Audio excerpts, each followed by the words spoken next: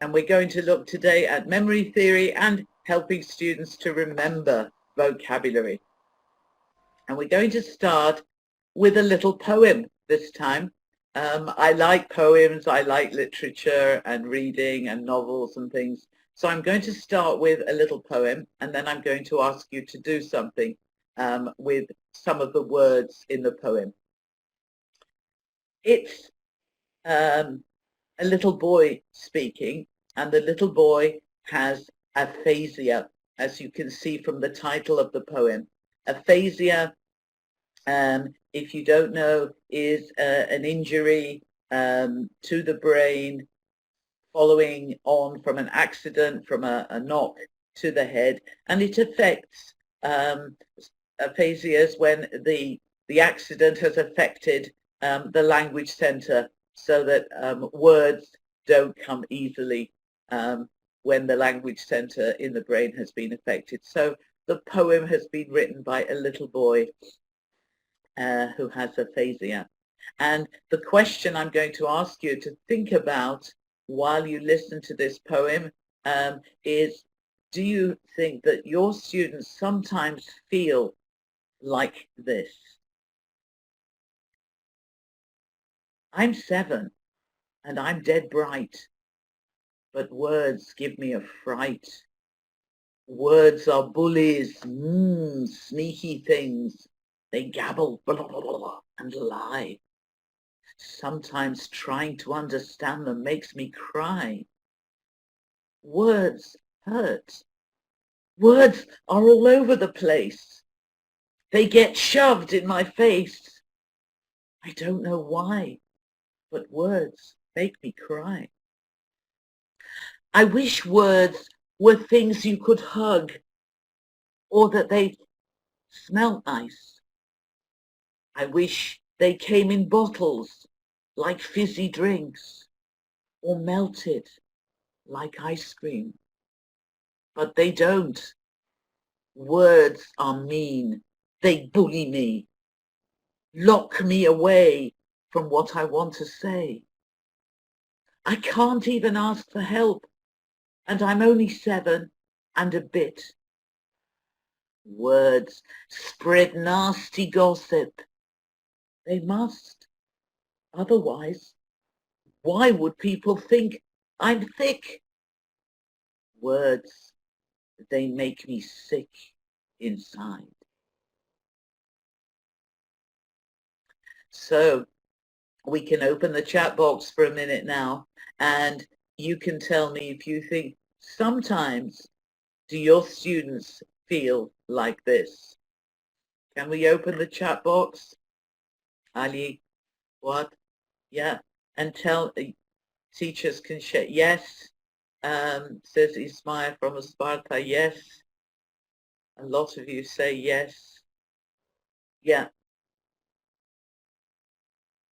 that's really why. Yeah, that's why I chose the poem, because I think that sometimes our students do feel that words lock us away from what we want to say. Sometimes we feel thick when we're speaking in a foreign language. We feel stupid. We feel that words can be bullies, especially when it's in the foreign language. So yes, I see a lot of you agree that this is how students feel. Now, imagine that this is a text which we share in class, and the next thing I might do with my students is I might ask them, and I'm going to ask you guys now, I'm going to ask you, please, if you would like to share with us some of the words that you like.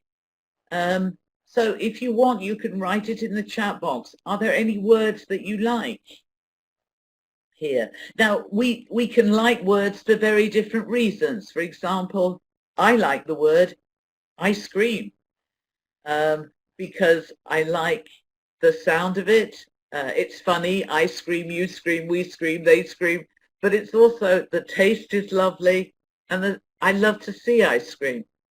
Yes, some of you say fizzy. Fizzy. We can ask students too why. Why do you like the word? Because it sounds nice, or it reminds me of the real thing, which is really good. Okay, yeah, and words that you don't like. Some of you have started writing. Words that you don't like. Some people said, I don't like the word bully. Yeah, hug and smile, nice words. Lie is a word that a lot of us don't like. That's right. Sneaky, nasty, fright, gossip, yes. So again, we can ask students after they've written, why? Why do you like it? Or why don't you like it? We can also ask them to write words that they think their teacher likes. So, for example, which words do you think I like?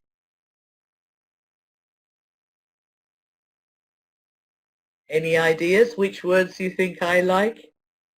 Smile, yes, I like smile, I like nice. Gabble, love, yes. Help, yes. Bright, yep. Happy. Lovely, thank you very much. So you ask your students to guess what they think that are your favorite words, and then you can also ask your students to put in some words or phrases which they can fill in. The person in the fourth column here, they can write whoever they want. They can write my best friend, or my mum, or my dad, or my my favorite football player, Messi, likes.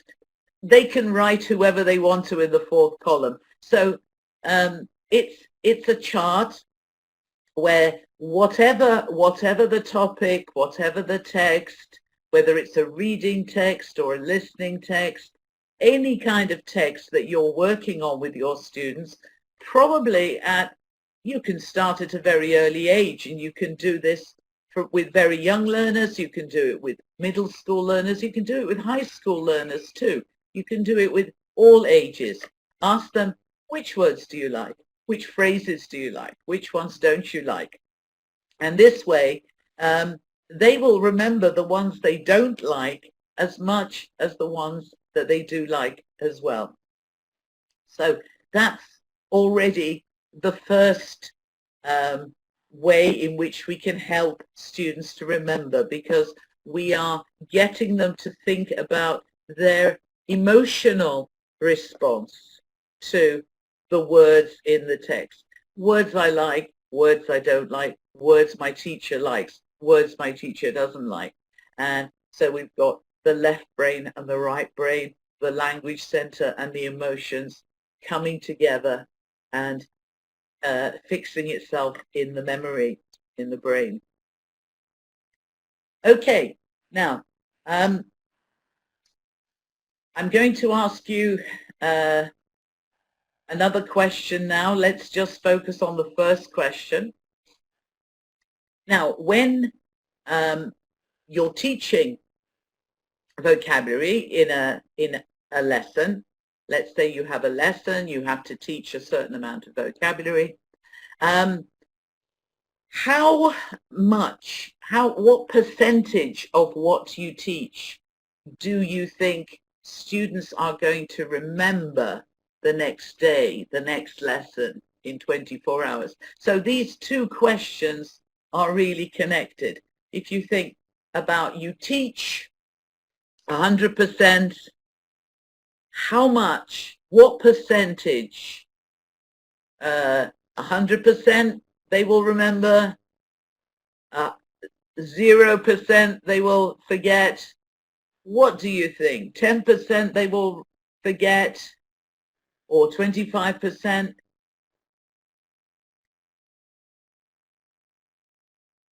So 5% they remember, somebody said. You're writing in a lot of percentages, but okay, is this for forgetting or remembering? So now we're looking at, yes, they will remember more if you use lots of toys and use lots of lovely techniques that we've been looking at over the last 6 weeks, 7 weeks. but the human brain works in a specific way. So on average, under normal circumstances, we remember X% in 24 hours. We forget Y% in 24 hours. So we're going to try and work that out. Yes, it's true that we remember more when we see something. Some people remember more when they actually touch something. Some people remember more when they are moving around and enjoying themselves. Some people remember more if they can taste it and smell it, multisensory.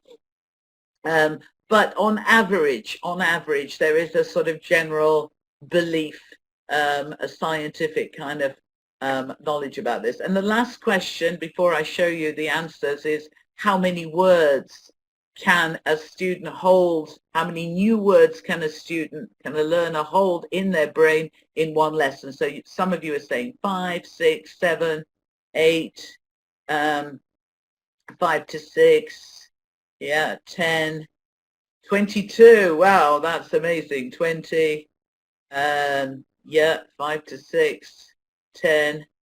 Okay, I know you're all working in different kinds of schools with different kinds of age groups. So it's going to be different according to the age perhaps as well. Okay, but we all seem to be on the same kind of track. Okay, so let's have a look at the answers on the next slide. So we forget more or less, this is the scientific average, we forget about 80% of everything that we learn for the first time in 24 hours. And we remember 20% only. And so another thing that we've also learned from various experiments is that the human brain can hold approximately 7 plus or minus 2 words in their head at a time. Younger learners can hold approximately 5 to 6.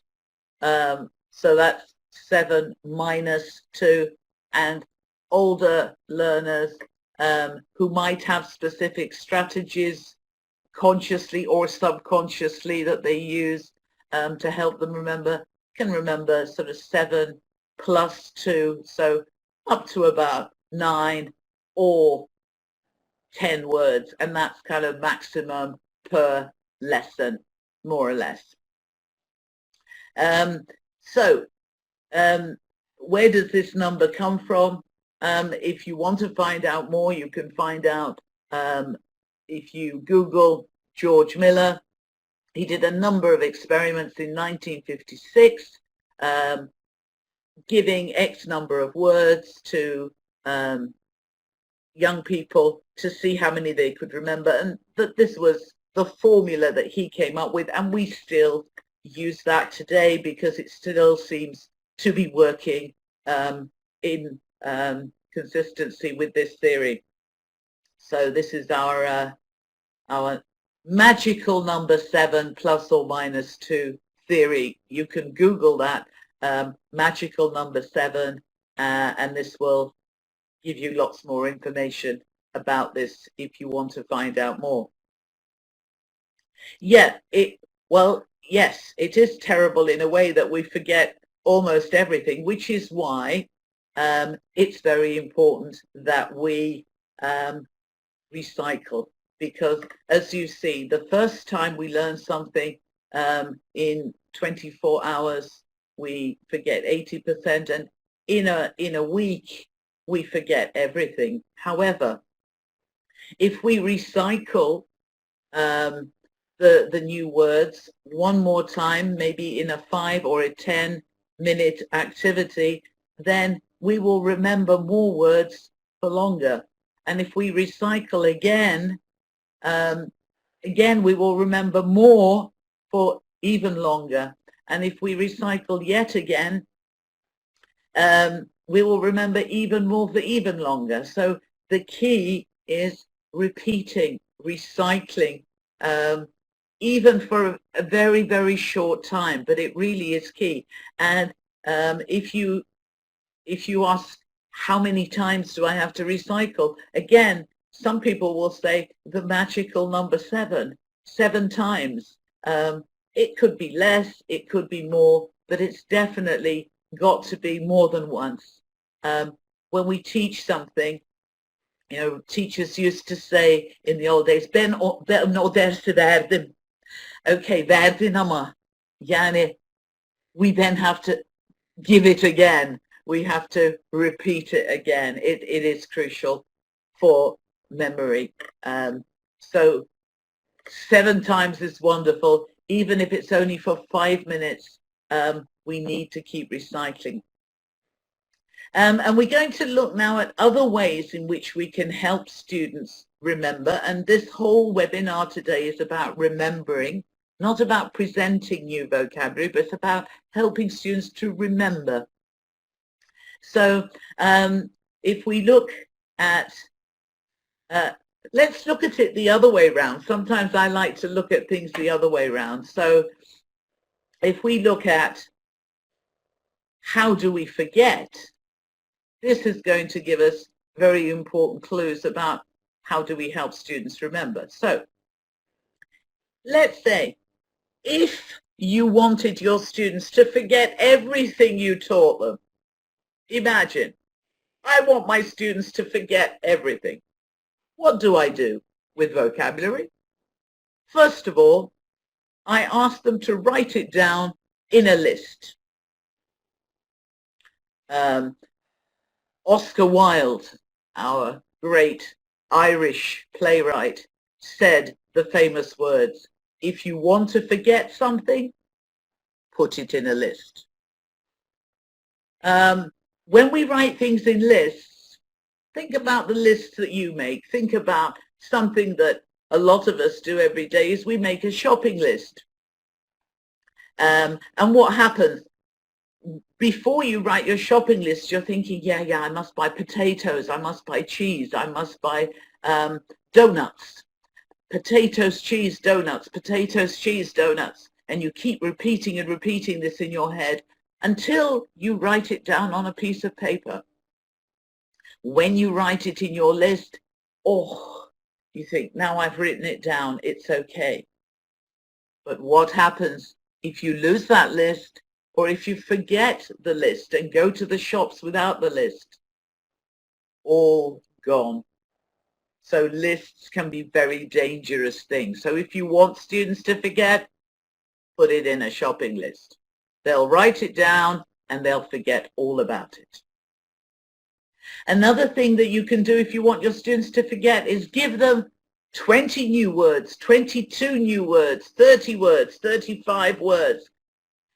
Like the good old teachers in the past, I remember, used to say, we teach about 40 new words in every reading passage, or 50 words in every listening passage.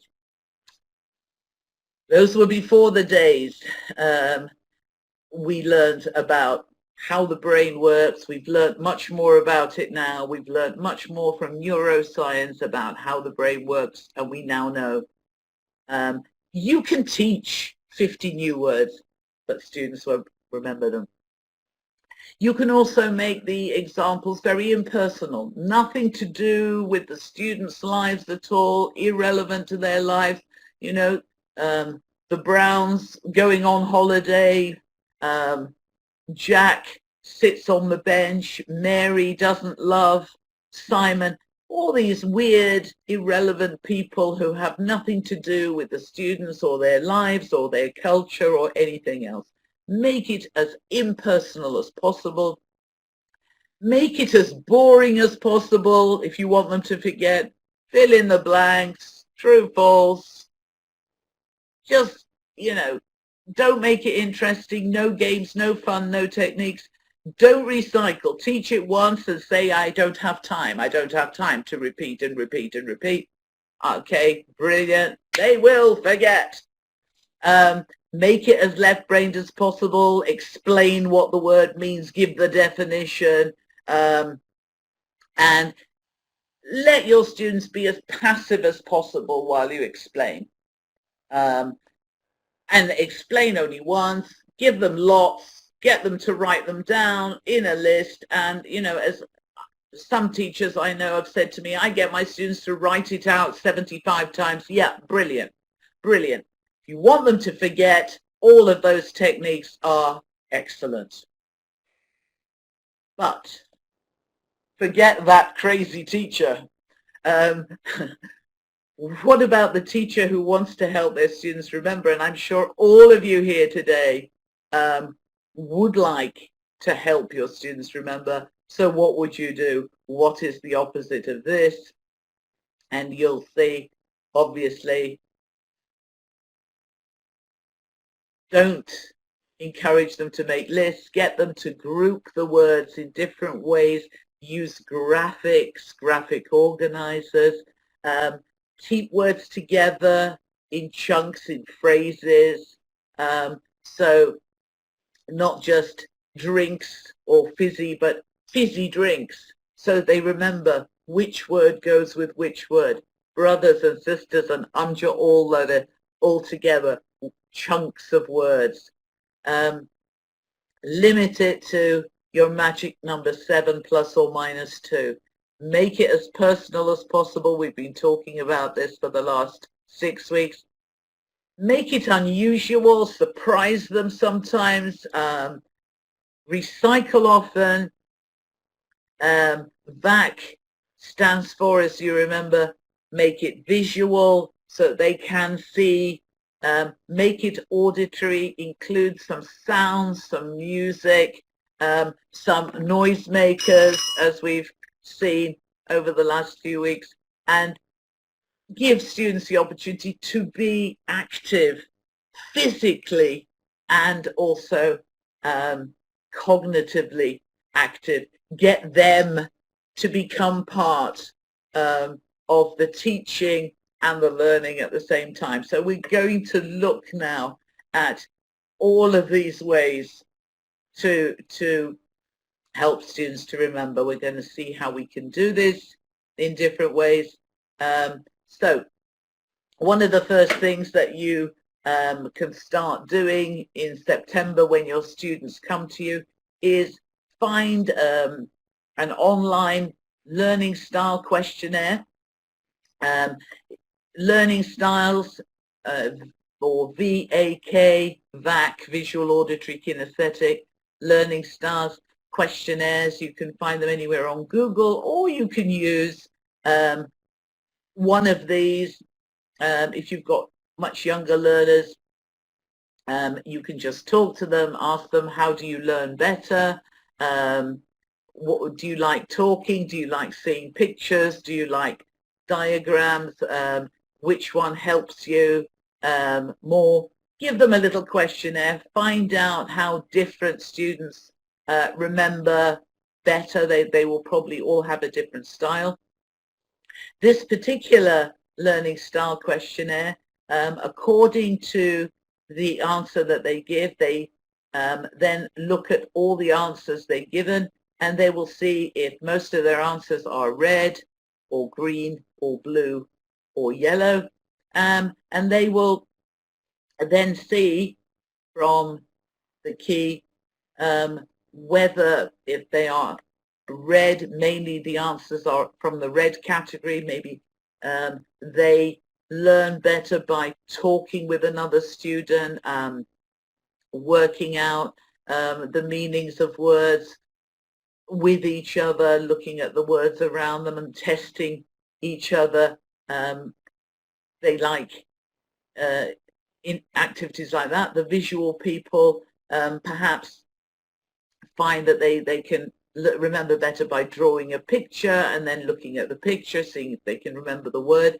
The kinesthetic people might want to imagine a situation. They might want to imagine whether, if you remember a few weeks ago, we did I see, I hear, I feel activity. They can think about, do I see this? Do I smell it? Can I taste it? And they can think about that. They can do an action connected with it, like fizzy drinks. and they can work on that, thinking about those different kinesthetic actions and situations that can go with it. And then there are some older learners who like to have definitions and like to have systems, and we'll have a look at those different kinds of systems that different people might prefer. And then what we can do, again, early on in September, online or in the classroom, you can get them to work in pairs. Again, this could be online, it could be as a homework task, and it could be according to their preference, their learning style preference. Some may not be all from one category. Some of them may be a bit visual and a bit kinesthetic, or some might be a bit of all four of them. But according to the most dominant learning style that they have, you can, for example, give one student a list of words to learn, to remember from some words that you've been studying in the lesson. You can give another student another list. They can try to remember them first using their dominant learning style, and then they can test each other to see if they remember. Then they can try their next most dominant learning style. Then they can try their next third learning style, and then finally their weakest learning style. They can try that and work on it, and each time they can work with a buddy, with a friend, to see which way works best for them. And this is something they can definitely do at home to help themselves. You can set it to them as homework, and then in the next lesson very quickly ask them how it went and which way worked for them, and everybody will have different answers.